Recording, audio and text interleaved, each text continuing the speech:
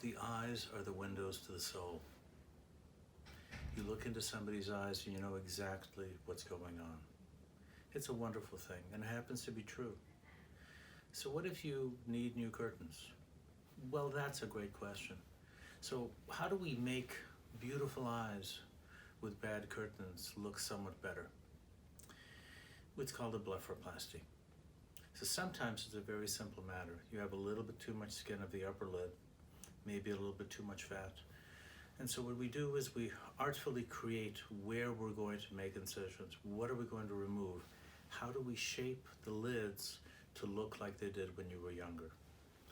In the lower lids, sometimes it's a bit more complicated because we have to look at details. What about a tear trough deformity?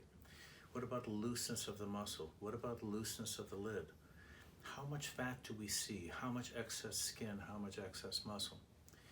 So what had at one time been a very easy operation with just a little bit of removal, a little bit of this, a little bit of that, has now been transformed into something more direct, something that addresses each issue of each patient specifically.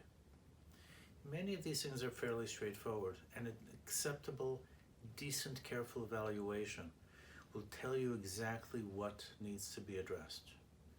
The physical examination is so very important. It tells us where your anatomy is, what's going on, and we can ascertain how we can make things better. By the same token, we have to take a look at the tissues around the eyes. How is the brow sitting? Is it low? Is it high? Is it in the right place? Are we seeing something that's already been altered by Botox? Do we need to pause in our plans to wait until we're seeing what the true anatomy is? These are all questions that need to be addressed.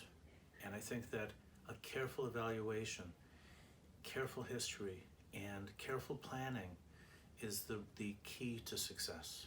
So come on down, we can take a look, we can try to address those needs so we can give you back the eyes that you so badly desire.